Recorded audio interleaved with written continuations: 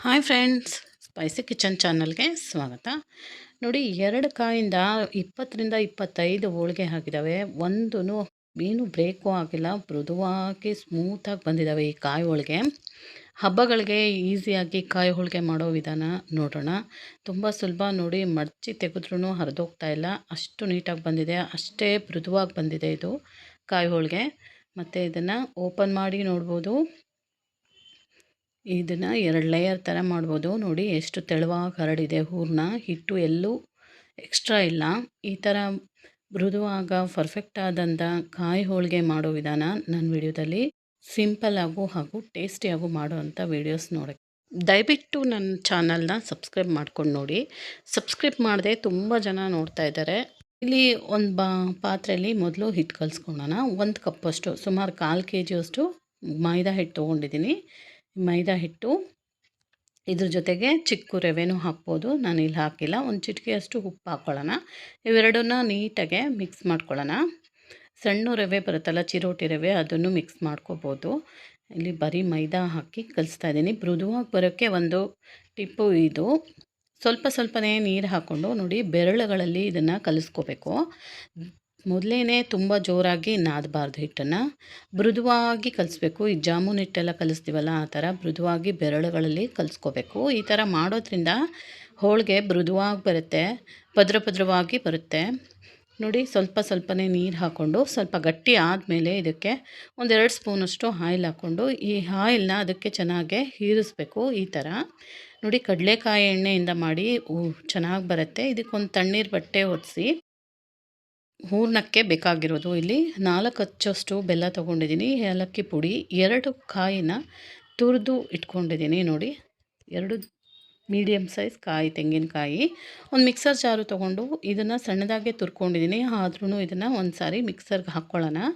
ಈ ಥರ ಮಾಡೋದ್ರಿಂದ ಹೋಳಿಗೆ ತೊಟ್ಟುವಾಗ ಕೈಗೆ ದಪ್ಪ ಇರೋದು ಕೈಗೆ ಸಿಗೋದಿಲ್ಲ. ನೀಟಾಗೆ ಈವನಾಗಿ ಸ್ಪ್ರೆಡ್ ಆಗುತ್ತೆ ಹೋಳಿಗೆ ತಟ್ಟುವಾಗ.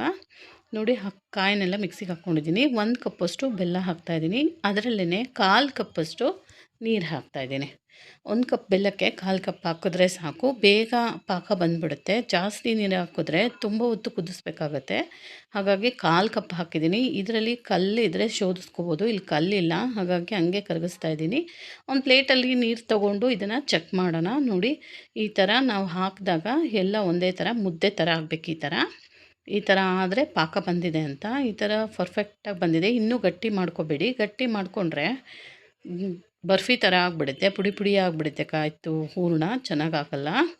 ಇಲ್ಲಿ 1 ಕಪ್ಪಷ್ಟು ಕಾಯಿ ತುರಿನ ಹಾಕ್ತಾಯಿದ್ದೀನಿ. 1 ಕಪ್ಪು ಬೆಲ್ಲಕ್ಕೆ 1 ಕಪ್ಪಷ್ಟು ಕಾಯಿ ತುರಿ ಇಲ್ಲಿ ಹಾಕ್ಕೊಂಡಿದ್ದೀನಿ. ಇದನ್ನು ಒಂದು 5 ನಿಮಿಷಗಳ ಕಾಲ ಮೀಡಿಯಮ್ ಫ್ಲೇಮಲ್ಲಿ ಇಟ್ಕೊಂಡು ಹುರ್ಕೋಬೇಕು. ಇದನ್ನು ತುಂಬ ಹುರಿಯೋದು, ತಳ ಬಿಟ್ಟು ಬರೋ ಅವಶ್ಯಕತೆ ಇಲ್ಲ, ಸುಮಾರಾಗಿ ಹುರ್ಕೊಂಡ್ರೆ ಸಾಕು. ಪಾಕ ಬಂದಿರೋದ್ರಿಂದ ಬೇಗ ಆಗುತ್ತೆ. ಇಲ್ಲಿ 1 ಸ್ಪೂನಷ್ಟು ಅಕ್ಕಿ ಹಿಟ್ಟು ಹಾಕ್ತಾಯಿದ್ದೀನಿ. ಈ ಅಕ್ಕಿ ಹಿಟ್ಟು ಹಾಕೋದ್ರಿಂದ ಎಲ್ಲ ಹೊಂದ್ಕೊಳ್ಳುತ್ತೆ, ಹೋಳಿಗೆ ತೊಟ್ಟೋಕ್ಕೆ ಈಸಿಯಾಗಿ ಬರುತ್ತೆ. ನೋಡಿ, ಅಕ್ಕಿ ಹಿಟ್ಟು ಹಾಕಿ ಒಂದು ಸಾರಿ ಚೆನ್ನಾಗಿ ಮಿಕ್ಸ್ ಮಾಡ್ಕೊಳ್ಳೋಣ. ಈ ಕಾಯಲ್ಲಿರೋ ನೀರನ್ನು ಬಿಟ್ಟು ಅದು ಸ್ವಲ್ಪ ಡ್ರೈ ಆಗಬೇಕು. ಈ ಥರ ಉಂಡೆ ಕಟ್ಟಕ್ಕೆ ಬರಬೇಕು, ಕೈಗೆ ಹತ್ತಬೇಕು. ಕೈಗೆ ಹತ್ತದೇ ಇರೋ ಥರ ಏನು ಮಾಡ್ಕೋಬಾರ್ದು. ಇದನ್ನು ನೋಡಿ, ಈ ಥರ ಉಂಡೆ ಕಟ್ಟಕ್ಕೆ ಬರಬೇಕಿದು. ಕೈಗೆ ಹತ್ತಿದ್ರೂ ಪರವಾಗಿಲ್ಲ, ಉಂಡೆ ಕಟ್ಟಕ್ಕೆ ಬಂದರೆ ಸಾಕು. ಇದಕ್ಕೆ ಲಾಸ್ಟಲ್ಲಿ 1/2 ಸ್ಪೂನಷ್ಟು ಸ್ಟವ್ ಆಫ್ ಮಾಡಿಕೊಂಡು ಏಲಕ್ಕಿ ಪುಡಿನ ಹಾಕ್ಕೋತಾಯಿದ್ದೀನಿ. ಹಾಕ್ಕೊಂಡು ಒಂದು ಸಾರಿ ಮಿಕ್ಸ್ ಮಾಡಿಕೊಂಡ್ರೆ ರೆಡಿ ಆಗುತ್ತೆ ಈ ನಮ್ಮದು ಕಾಯಿ ಹೋಳಿಗೆ ಹೂರಣ. ಸ್ವಲ್ಪ ತಣ್ಣಗಾಗೋಕ್ಕೆ ಬಿಡಬೇಕು. ತಣ್ಣಗಾದಮೇಲೆ ಉಂಡೆ ಕಟ್ಕೋಬೇಕು. ನೋಡಿ, ಈ ಥರ ಟೈಟಾದ ಉಂಡೆ ಮಾಡ್ಕೋಬೇಕು. ಕೈಗೆ ಸ್ವಲ್ಪ ಹತ್ತಿದ್ರೆ ಸ್ವಲ್ಪ ಎಣ್ಣೆ ಅಥವಾ ನೀರು ಹಚ್ಕೊಂಡು ಉಂಡೆ ಮಾಡ್ಕೋಬೇಕು. ಈ ಸೈಜಲ್ಲಿ ಉಂಡೆ ಮಾಡಿಕೊಂಡ್ರೆ ಸಾಕು. ಒಂದು ನಿಂಬೆಹಣ್ಣಿಗೆ ಗಾತ್ರಕ್ಕೆ ಬಂದರೆ ಸಾಕು. ಇದು ನೀಟಾಗಿ ಉಂಡೆ ಕಟ್ಕೋಬೇಕು. ಚೆನ್ನಾಗಿ ಉಂಡೆ ಕಟ್ಟಿದ್ರೆ ನೀಟಾಗಿ ಸ್ಪ್ರೆಡ್ ಆಗುತ್ತೆ. ಇಲ್ಲಿ ಪಾತ್ರೆಗೆ ತೆಕ್ಕೊಳ್ಳೋಣ. ತಣ್ಣಗಾಗಿರುವಂಥ ಹೂರಣದಲ್ಲಿ ಎಲ್ಲನೂ ಉಂಡೆ ಕಟ್ಟಿ ಇಟ್ಕೊಳ್ಳೋಣ.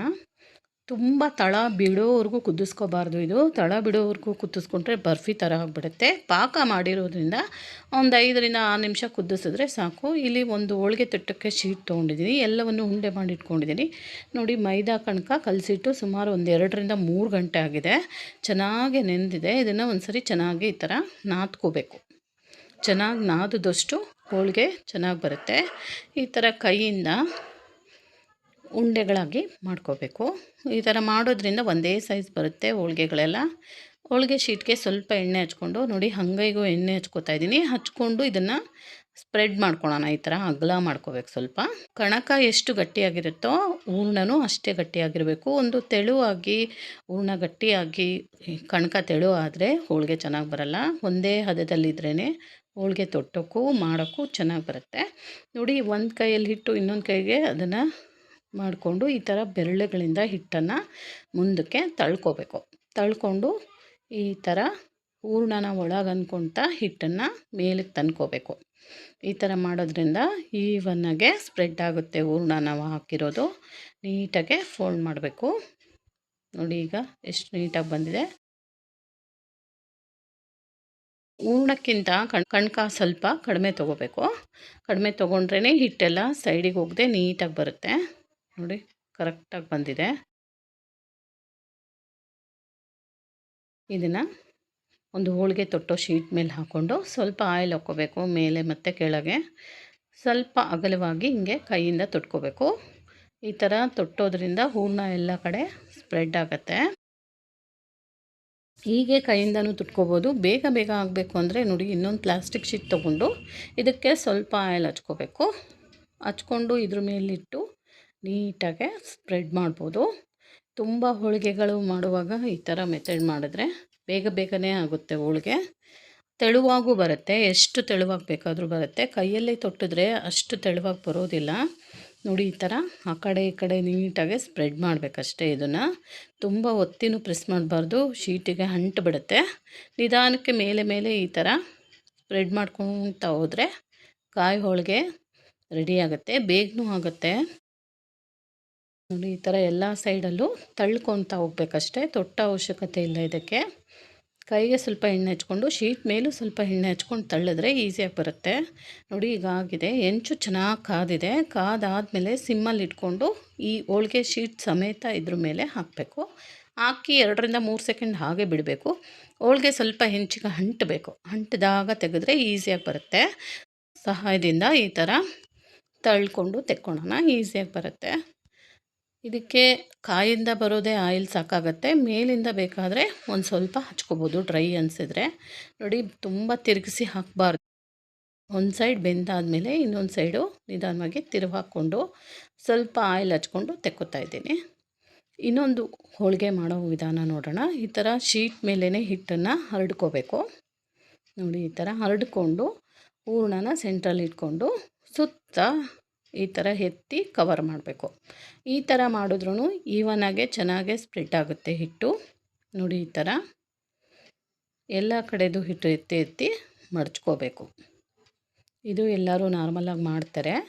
ಈಸಿಯಾಗೂ ಆಗುತ್ತೆ. ಬೇಗ ಎಲ್ಲೂ ಓಪನ್ ಇಲ್ಲದೆ ಇರೋ ಥರ ಇದನ್ನು ಕ್ಲೋಸ್ ಮಾಡ್ಕೋಬೇಕು. ಕ್ಲೋಸ್ ಮಾಡಿಕೊಂಡು ಮತ್ತೆ ಅದಕ್ಕೆ ಸ್ವಲ್ಪ ಆಯಿಲ್ ಹಚ್ಕೊಂಡು ಮತ್ತೆ ಶೀಟ್ ಹಾಕಿ ನಾನು ತಳ್ಕೊತಾ ಬರ್ತಾಯಿದ್ದೀನಿ. ನೋಡಿ, ಎಷ್ಟು ಈಸಿಯಾಗಿ ಬರುತ್ತೆ. ಸ್ವಲ್ಪ ಫಾಸ್ಟ್ ಮೂಮೆಂಟಲ್ಲಿ ಇಟ್ಟಿದ್ದೀನಿ, ಲಾಂಗ್ ವಿಡಿಯೋ ಆಗುತ್ತೆ ಅಂತ. ನೋಡಿ, ತಳ್ಳಿದ್ರೆ ಸಾಕು, ಶೇಪು ರೌಂಡಾಗೆ ಬರುತ್ತೆ, ತೆಳುವಾಗಿ ಬರುತ್ತೆ. ಪೇಪರ್ ಅಷ್ಟು ತೆಳುವಾಗಿ ಬೇಕಾದರೂ ಮಾಡ್ಕೋಬೋದು. ಇದನ್ನು ಅಷ್ಟು ತೆಳುವಾಗಿ ಬರುತ್ತೆ. ನೋಡಿ, ತೊಟ್ಟಿ ಆಗಿದೆ. ಇದನ್ನು ಮತ್ತೆ ಕಾದಿರೋ ಹೆಂಚು ಮೇಲೆ ಹಾಕಿ ಬೇಯಿಸ್ಕೊಳ್ಳೋಣ. ಈಸಿಯಾಗಿ ಆರಾಮಾಗಿ ಬರ್ತಾಯಿದೆ. ಇಲ್ಲಿ ಕಣಕನ ಚೆನ್ನಾಗಿ ನಾದಿ ಕಲಿಸ್ಬೇಕು. ಕಣಕ ಮತ್ತು ಹಿಟ್ಟು ಒಂದೇ ಹದದಲ್ಲಿರಬೇಕು. ಹಾಗೆ ಮಾಡಿದ್ರೇ ಕಾಯಿ ಹೋಳಿಗೆ ಬರೋದು. ಇದು ಫಸ್ಟ್ ಟೈಮ್ ಮಾಡೋರ್ಗು ಈಸಿಯಾಗಿ ಮಾಡ್ಕೋಬೋದು ಈ ಕಾಯಿ ಹೋಳಿಗೆನ. ಮತ್ತಷ್ಟು ಈಸಿ ರೆಸಿಪೀಸ್ನ ನೋಡಬೇಕು ಅಂದರೆ ನನ್ನ ಚಾನಲ್ನ ಸಬ್ಸ್ಕ್ರೈಬ್ ಮಾಡ್ಕೊಳ್ಳಿ. ದಯವಿಟ್ಟು ಸಬ್ಸ್ಕ್ರೈಬ್ ಮಾಡ್ಕೊಂಡು ನೋಡಿ. ಇಷ್ಟ ಆದರೆ ಒಂದು ಲೈಕ್ ಮಾಡಿ, ಶೇರ್ ಮಾಡಿ, ಸಬ್ಸ್ಕ್ರೈಬ್ ಮಾಡ್ಕೊಳ್ಳಿ. Thank you.